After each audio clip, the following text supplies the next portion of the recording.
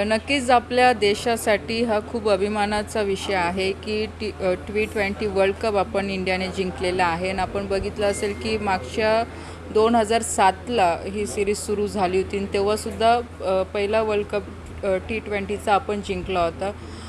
Mahendra Singh Dhoni captain होते आपल्या इंडियाचे आणि आता त्याच्यानंतर जवळपास 17 वर्षानंतर आपण हा वर्ल्ड कप जिंकतो आहे.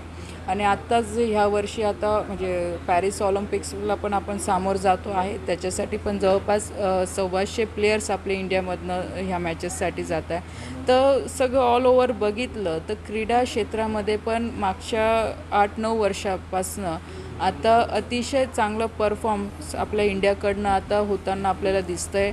आणि खास करून मी याच्यात सांगेल की आदरणीय आपल्या देशाचे प्रधानमंत्री आदरणीय नरेंद्रभाई मोदीजींनी पण या क्रीडा क्षेत्राकडे आता खूप जातीने लक्ष घातलेलं आहे की यामध्ये क्रीडा क्षेत्रामध्ये आपले भारताचे पण प्लेयर कुठेही कमी पडता कामा नाही. त्यांना ज्या काही सुविधा पाहिजे असतील किंवा जे काही इन्फ्रास्ट्रक्चर असतील, कोचेस असतील किंवा नॅशनल त्यांचं ट्रेनिंग असेल, या सगळ्या सुविधा देण्याचा प्रयत्न भारत सरकारच्या माध्यमातून ह्या मागच्या 8-9 वर्षामध्ये होताना दिसतो आहे.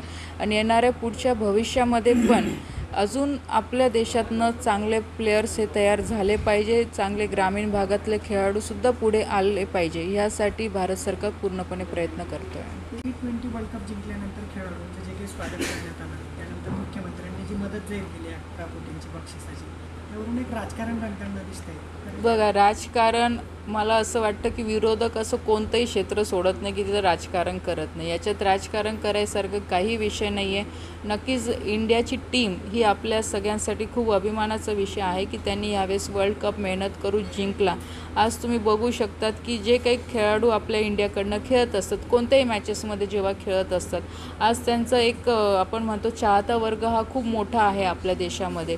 पण एखाद्या मॅचमध्ये ते लॉस करत असतील तर त्या प्लेयरला तेवढं आपण काय म्हणतो सहनही करावं लागतं. तेवढ्या फॅन्सच्या तेवढ्या कमेंट्स पण त्यांना ज्या चुकीच्या पद्धतीने येतात त्याच्यामुळे त्यांचाही कॉन्फिडन्स बऱ्याच वेळा लूज होत असतो. पण तरीसुद्धा प्लेयर येणाऱ्या मॅचेससाठी पूर्णपणे तयारी करत असतात की जेणेकरून येणारी मॅच ते आपल्या देशासाठी जिंकू शकतात. आणि त्यांनी मॅच जिंकलं म्हणजे आपल्या देशासाठी तो खूप मोठा अभिमान असतो.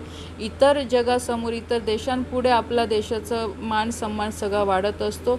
आणि जो काही निधी दिला जातो तो नक्कीच तर त्यांच्या डेव्हलपमेंटसाठी दिला जातो. आणि मला असं वाटतं की याच्यात काही चुकीचं नाही आहे.